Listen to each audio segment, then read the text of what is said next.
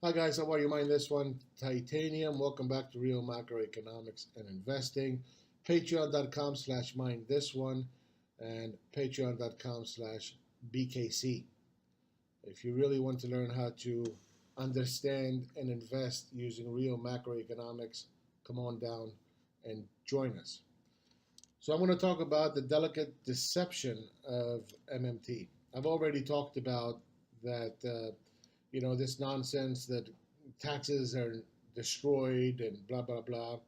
Well, obviously they're not destroyed because it's a partial government shutdown, and the reason it's not a total government shutdown is because tax revenues are paying for partial government. Okay, so we know that's all bullshit. And if they try to, swing it around, well, it's Trump, it's Trump. Well, Trump wasn't did not just wake up one morning and say I'm shutting down the government. It's not the way it works. Okay, it's a political constraint. Yes, it's a political constraint, but that has nothing to do with taxes funding government spending.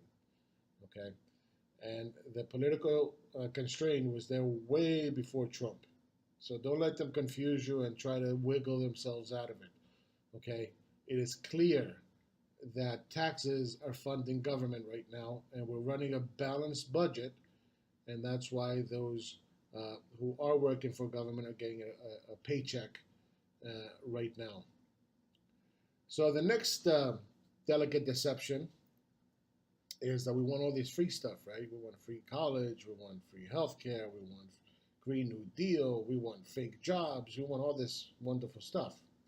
And it's not that anybody else doesn't want it, but it's just not feasible. And why isn't it feasible? Because they don't see. They always talk about words, but not quantifiable words. For example, we can spend to inflation as if we can just go, you know what? Oh, it's inflation. Let me turn the switch on. Oh, see, we fixed it. See, it's done. But that's not the way it works. And when inflation comes, it's very hard to put that genie back in the bottle. You see.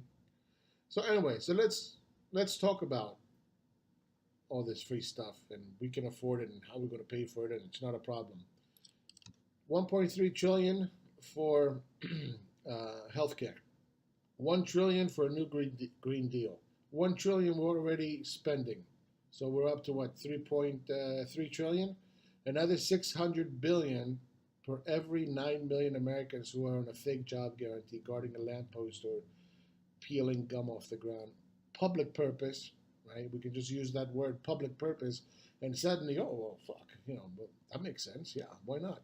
Let's just collapse the dollar, the value of the dollar. Why not? I don't see a problem with that. You see how deceptive they are?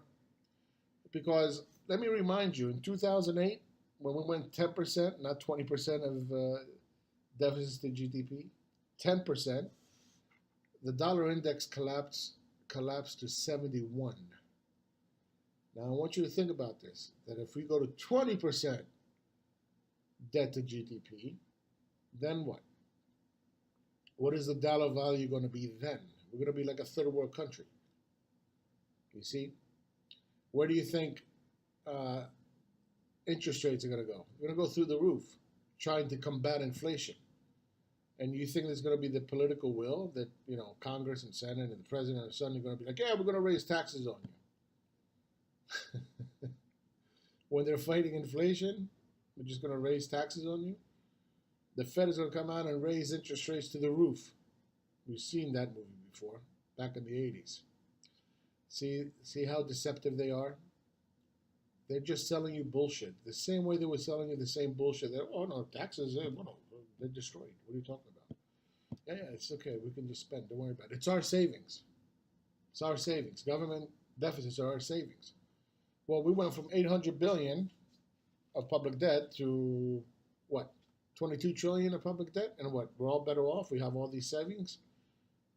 You have $65,000 in treasury bonds because that's what you should all have, because it's our savings, right? That's what FAKEMMT tells you. That's what Natasha Kelton tells you all the time. Of course, it's our savings, but it's not, is it? It's not. So here's what you need to do. You need to cut down the screen in half, and on the left side of your screen, I want you to think about a household. Okay, that's the two sectoral balances that they don't tell you about. And on the right side is business. These are the two sectoral balances within the private sector. Is it ever possible for businesses to have a profit unless the household saves? It's impossible.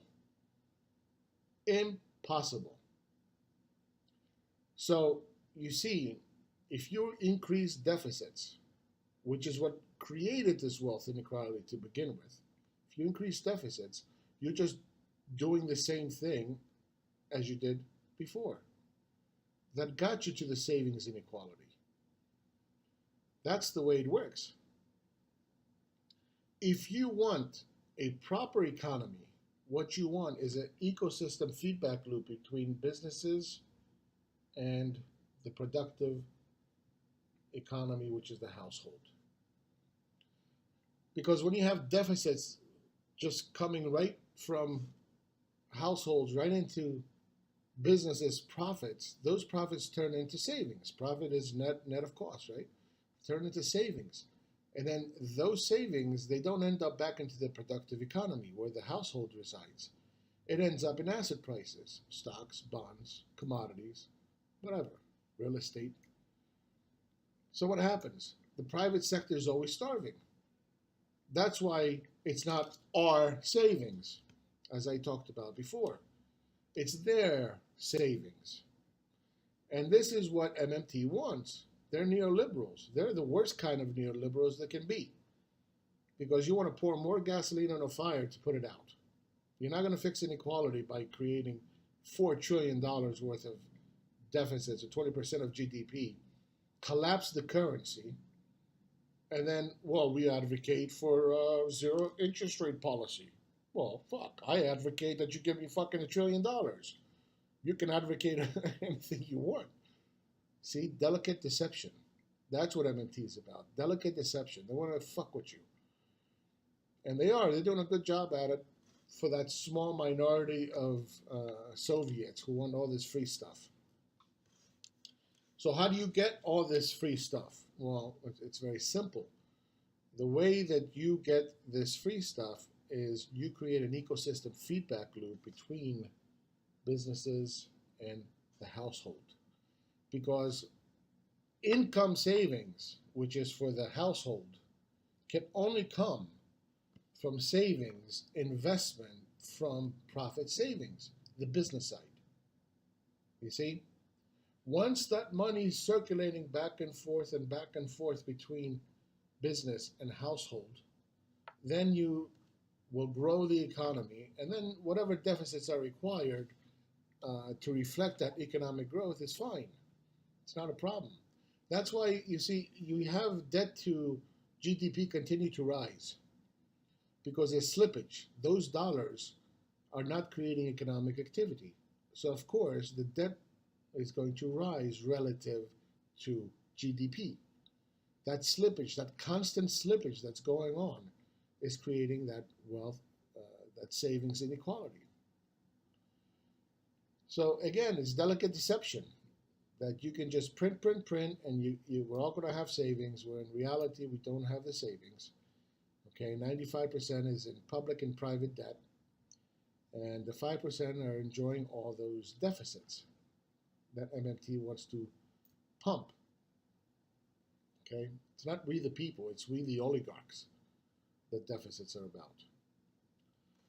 So you got to call them out on that. Okay, you can't spend $4 trillion. I'm sorry, you can't do it.